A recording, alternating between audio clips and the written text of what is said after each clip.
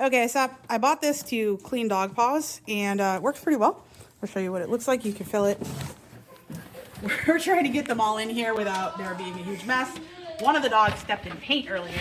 Oh, and he got it on your face. Sit. Sit. Okay. Are you really trusting him not to come through there? It's closed.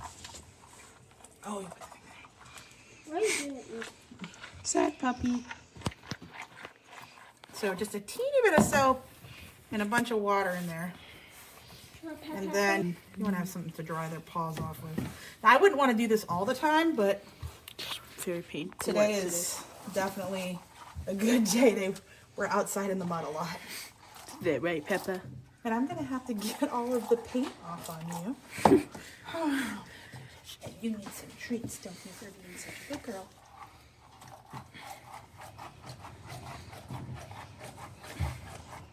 Does it feel weird? Oh, puppy work. Okay, I need your butt over here. I know, very abused. Sad doggies. Oh, she's got so much paint on her. Why does Pepper have paint on her? Because Cass walked through a paint can earlier, which is really why we're washing it. It's not even the mud. I'm worried about paint everywhere. But it seems like he already got it all over you. Let me swap out the water again. Here, Pepper. Good.